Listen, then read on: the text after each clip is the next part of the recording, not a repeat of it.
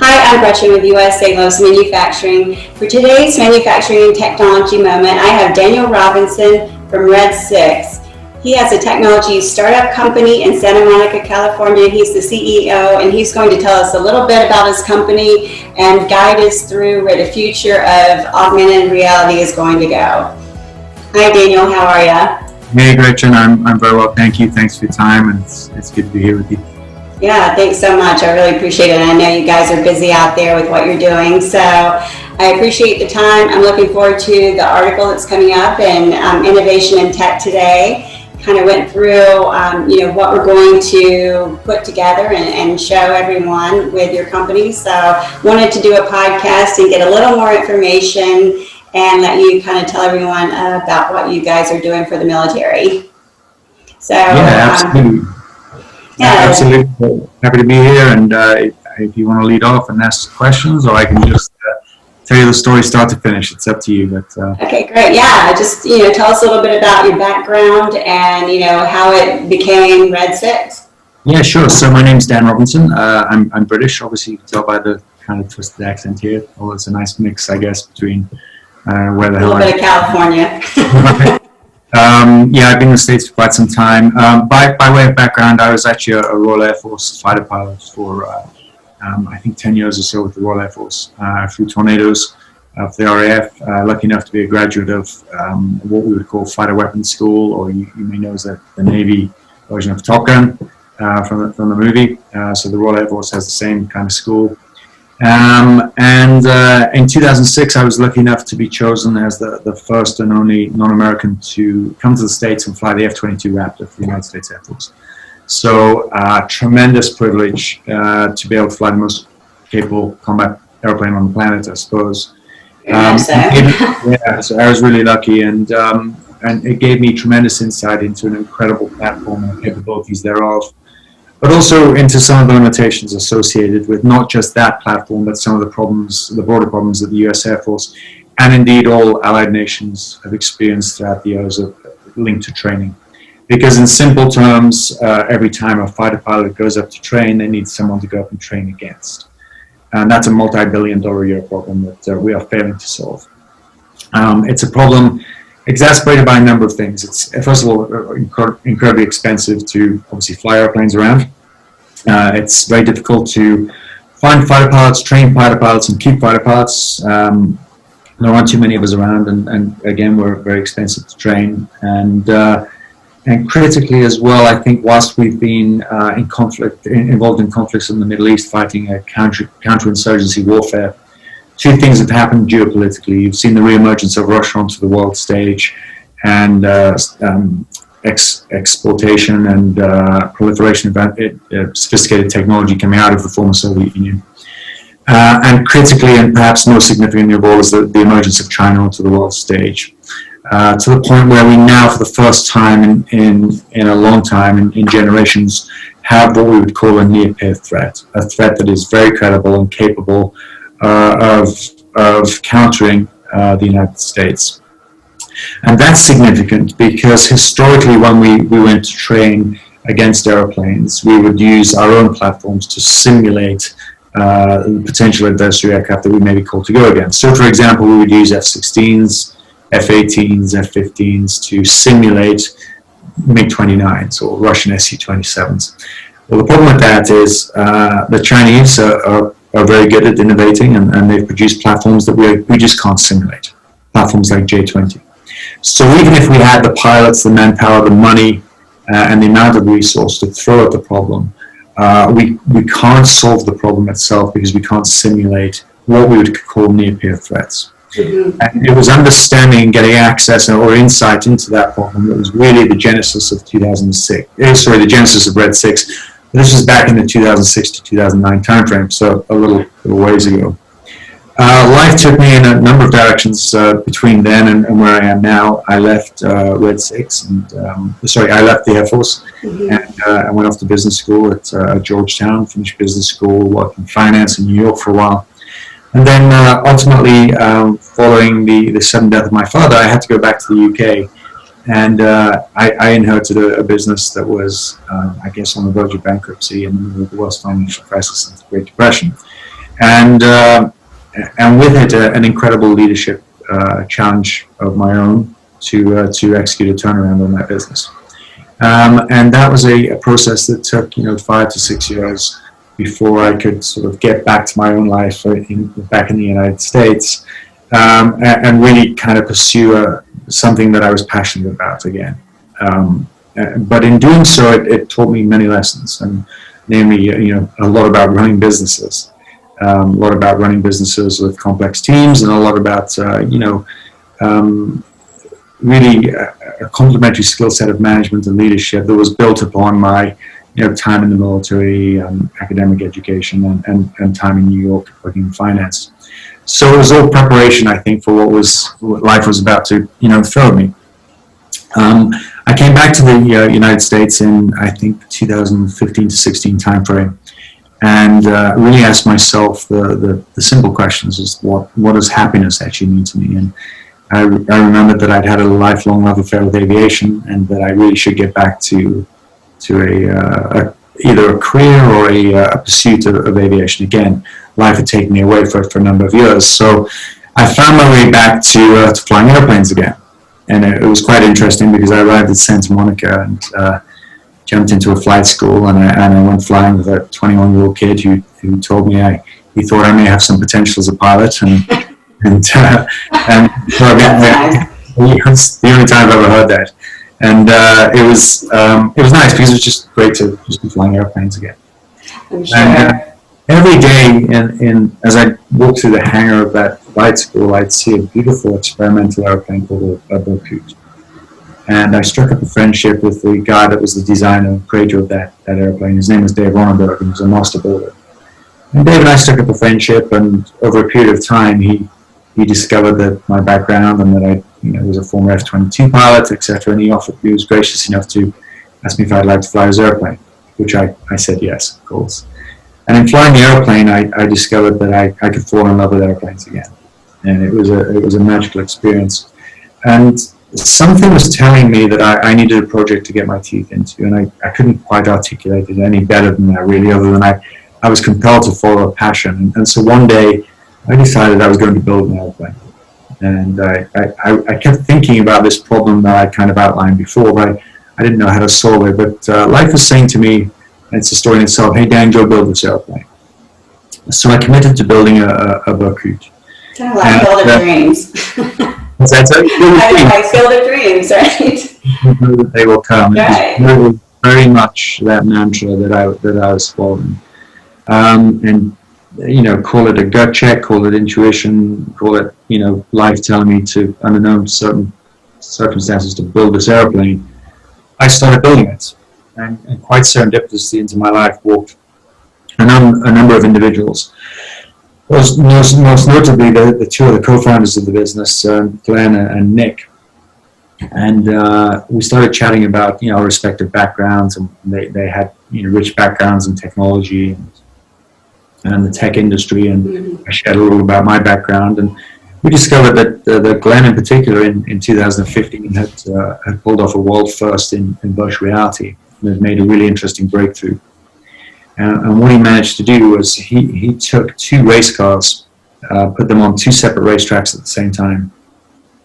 Into each race car, he put a race car driver, and he created a virtual reality system which allowed these individual race car drivers at the same time on different tracks to meet each other in a virtual world and race real race cars around real racetracks completely blind to the outside world. And when I saw that, the light bulb moment went off, and I said, hey, Glenn, is that possible in airplanes? And he kind of scratched his head for a couple of weeks and came back with yeah, we think so. Although technically more difficult, we think we can do it. And the next question I ask is great, but no one is going to allow fighter pilots to fly around in a virtual world, blind to the outside world, dogfighting. So is that possible in augmented reality? And both Nick and Glenn looked at me as if I was an idiot, frankly, and said, absolutely not. I said, why is that? And they said, because augmented reality doesn't work outdoors or in dynamic environments. So I said, why is that? And long story short, I kept asking why. Right. We came up with a thesis as to how we felt we could approach augmented reality in a different way. And if that thesis was proven, then we potentially had a way of transforming how our warfighters and in the first instance fighter pilots train. Because my idea was if I could put synthetic airplanes, virtual airplanes or augmented airplanes up into the sky, and I could put real pilots in real airplanes in the same way that Glenn put a real race car driver in a real racetrack, in a real race car, then we had a shot of transforming the landscape for how we would train forever, allowing us to train against anything we wanted in any numbers we wanted at a vastly reduced cost, leveraging the power of technology. Sure, yeah. And so the genesis of Red 6, and off we went on that journey to prove that we could do it. I was reading that it's like $40,000 an hour to get an F-22 in the air. So, yeah, and it's not only that, but of course, all the other pieces to it. So it really can cut down immensely. Yeah, I mean, and the $40,000 figure is somewhat of a conservative figure. The reality of that figure per flight hour, and if you encompass everything, is going to be significantly more than that. So if you imagine every time Dan in an F-22 took off, and in very simple terms, if I needed another Dan in an F-22 to fly and train against, that's 2 times, that's $40,000 an hour. Keeping that simple, it's $80,000. Well, what if I could half that? What if you only needed to produce one of those airplanes and one of those pilots? And every time we went up to fly, we had an augmented wingman. And it touches upon another really important point that maybe we're not necessarily aware of, because every time a fighter pilot goes up to fly and train, and they're simulating being bad guys, they're not doing what we should be doing, which is training to be good guys. So there's an enormous opportunity cost. And to the layperson on the ground looking at the guy or girl up in the sky flying fighters, they'll see 2 airplanes up there training, and they think that they're getting training. And the reality of it is, most of the time, only one of them is. That's true. Not to mention, I can imagine, it's very dangerous to try to simulate that. You can't really simulate because you can't. It's almost like playing chicken. You can't really get that close to that danger. So there's that piece too. Well, we certainly have rules of combat for training that tend to keep us safe, but you can't wear these wings for that long before running into someone that is going to be in an accident, and most of us have experienced that a number of times throughout our career. So there is an element, obviously, an obvious, danger that is always present. And one of the beauties of augmented reality, as you astutely point out, is that it can cut down that risk. If there's no one there to bump into, for want of a better term, then it reduces the risk. So there's a number of compelling value propositions to the technology. Another interesting one that people don't necessarily think about is the reduction in carbon emissions that we can against people who are putting potentially half of the assets up there at any one point in time. So a number of really exciting, value propositions, and I pitched the idea to the Air Force in early 2018, and it kind of went like this: hey, remember me? Well, I think I can save you billions of dollars a year. I think I can solve your pilot shortage. I think I can allow you to train against any near-peer threat, and here's how I think I can do it. And the Air Force went, go prove it, son. And so off we did. Off we went. The team attacked a number of notable milestones. Firstly, go prove that this was possible. Initially in a static environment on the ground, so in a cockpit.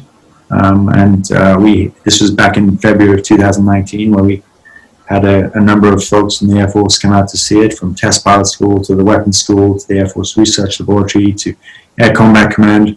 They all came out to see it, and they sat in our cockpit. The airplane that I happened to be building at the time became the test platform, and that's why I was supposed to build it. And they got to fly an augmented reality mission in a headset. And whilst it wasn't in the air, it was on the ground. It at least demonstrated that our approach to AR and how we wanted to solve it was different to the incumbents and was viable.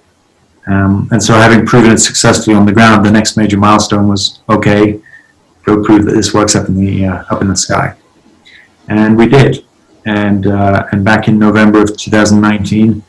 We conducted the world's first ever augmented reality air-to-air refueling sortie. When I flew a real airplane and looked out through the visor system we've created, and lo and behold, there's a big KC-46 tanker aircraft with a boom hanging out of the back, and I pulled up alongside it, just like a real airplane being there, and I flew in behind it and plugged in what it is, simulated augmented reality tanking facility. Brave new world. It was crazy, and then from there we went and we intercepted a augmented reality Russian Su-57, and did the world's first ever dogfight against an AR Russian Su-57. So we have proven that this is now possible, and we're working very closely with the Air Force to evolve it, develop it, and integrate it into Air Force platforms. Yeah, and with that and other technologies and how that's being implemented into the military, it is going to help with that cost, and it's also going to, I was mentioning before how, this technology is exponentially growing. It's very hard to keep up with, and that's one of the things I always think about with technology companies. It's almost like Apple, you really do have to continuously innovate. And then, of course, it's like a ripple effect with a lot, not only the technology, but also the hardware, etc. So the military is benefiting from that, and also they work almost in a synergy with companies like yourself once you start really working with them to kind of get to that next level of what they're looking for, and then how you innovate and develop it. Sure, it's an interesting question. I think at the crux of some of the historical frustrations with the military, but also some of the real opportunities and ways that the military are tackling organizational change to embrace a culture of innovation and small, lean, agile startups, as opposed to big incumbent aerospace companies that take forever and ever to develop. We've been very fortunate in that we've had one of those aerospace companies invest in us strategically, and that was Lockheed Martin. Mm-hmm. And the folks at Lockheed are amazing. Of course, they're an astonishing platform company. But by the time we call a meeting with Lockheed Martin, and by the time we get everyone in, a data range to sit down and have that meeting, we've flown 20 times and iterated 10 times, and the tech is moving that quickly. And that's the beauty of the startup culture and small agile companies. And it's something that I think through the work of Dr. Roper and AFWERX, they've really tried to embrace.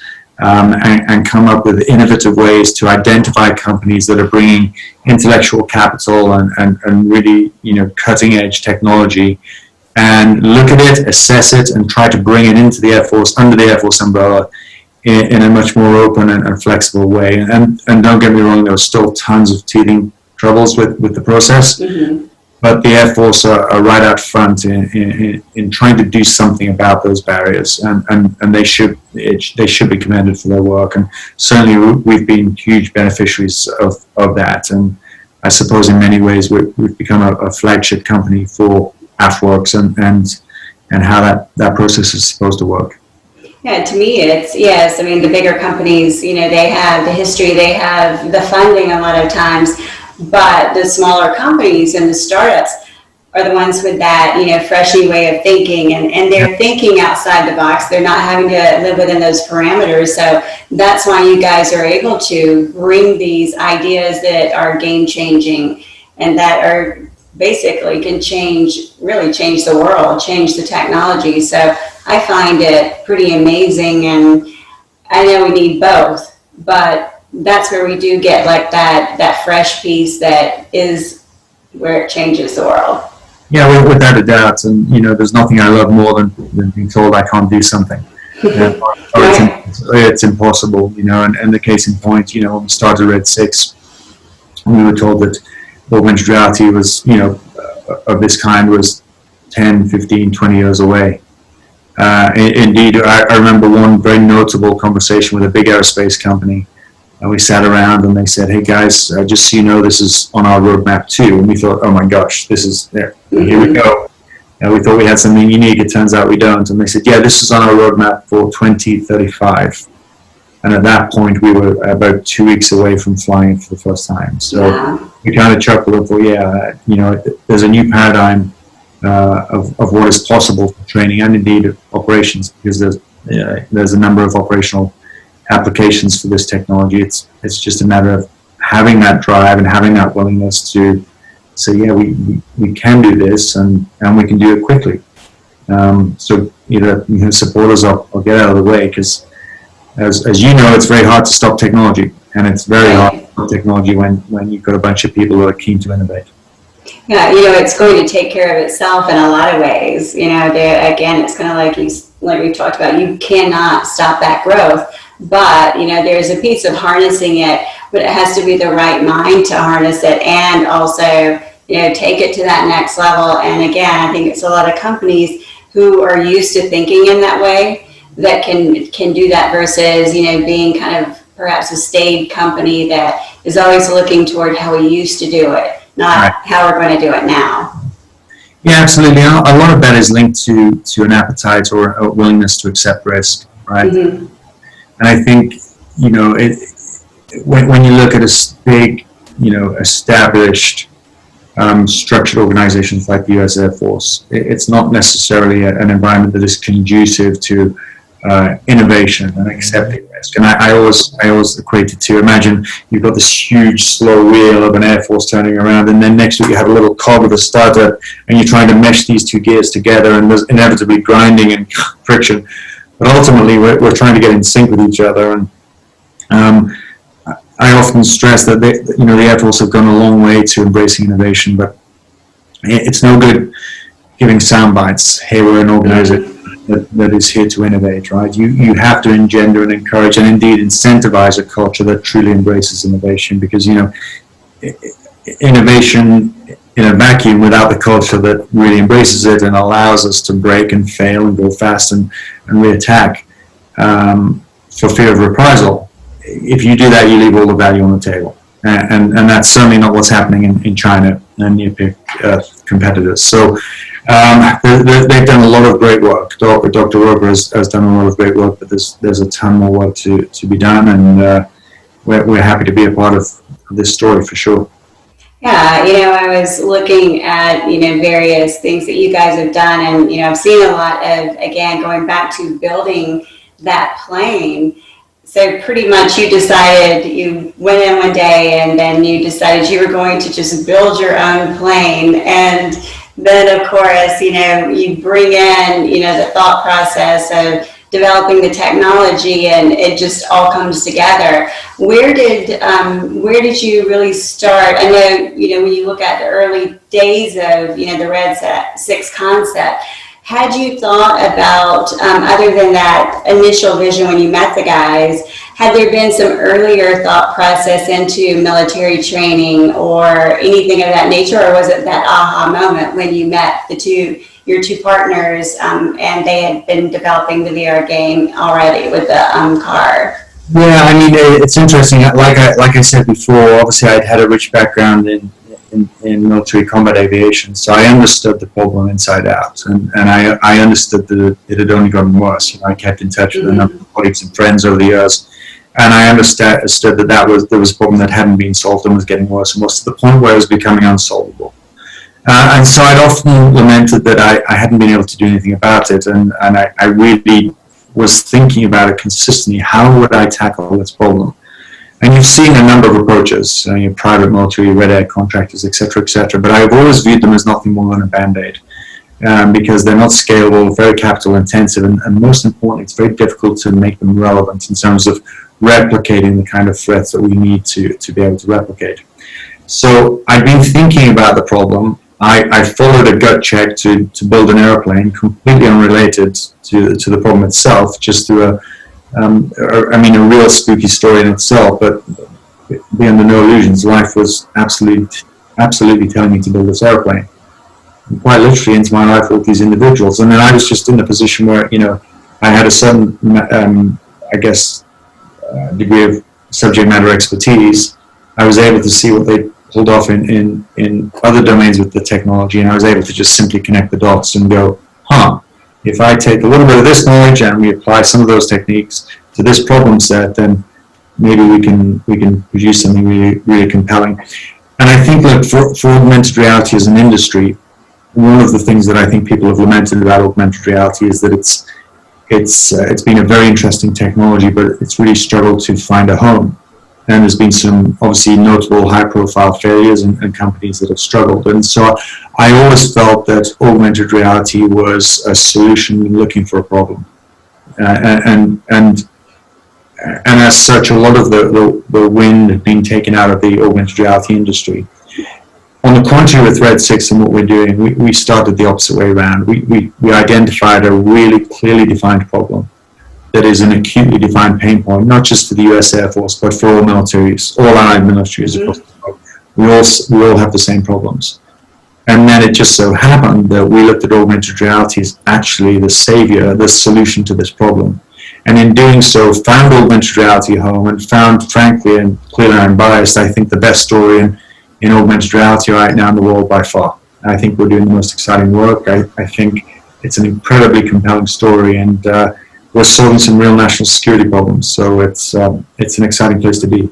Very much so. And, back to your point, how you felt like it was almost a spooky thing as far as, where you were right place at the right time. I absolutely believe that. And I think that, when each of those steps that you've taken, even from the beginning, the nascency of you thinking about, I would like to be a fighter pilot, and going through the whole process, even you going back home and having to have those challenges of, going through taking a broken company and making it successful again. Each of those pieces was part of the puzzle for you to get exactly to where you are today. And that, I see that, like, for instance, with the business that I'm building, or a lot of other people that, you have to go through something at the time that you're like, this is the most visceral, worst, situation that I could be in, but you were supposed to be in that moment to get to the success. So I think that's fantastic what you guys are doing, and just the amazing next wave of how it's going to turn out. I hope so. And it is interesting when you think about it on the personal front, because of course I'm sure there are a ton of people that will listen to this podcast and identify with challenges that we all go through in life. But it was interesting, with the benefit of hindsight, I look back at the challenges that were put in front of me, and whether you believe in God, the universe, or not, it's very difficult to ignore the path that I've been on, and the skill sets that I've built and the experiences that I've had, such that I'm presented with an opportunity and suddenly all of the dots connect. I don't know what that is, but it feels like we're on the right path, and it feels like I'm supposed to be where I am right now, doing what I'm supposed to be doing. And there just seems something almost preordained about this story. It's really powerful.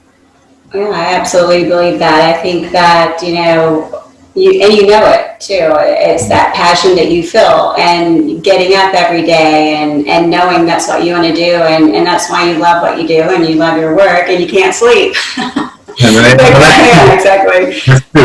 I don't sleep a lot, and Right. I work a tremendous amount of hours, but it's I come to work with really good friends doing something that I absolutely love, and so it's tiring, but does it really work? I do it for free, so I think I'm on the right track. I think that's fantastic, and that's really it. You can see that you guys are having a great time, and you're really doing something, and this could be, something amazing for our military. So you could be you and your partners could be, those names that we know, out in the future of changing it completely. So I think it's really just one of those things that we'll just have to wait and see what you guys are doing. But I can't wait to come out and see you all in California. I'm hoping to do that soon, and That's go up in great. your fighter jet. You'll be very welcome, and we'll get you up there flying, and we'll get to have some fun. Sounds good. Well, thank you again, and hopefully we'll be able to have some other conversations and kind of go from there. But we appreciate your time and can't wait to see the future of Red 6.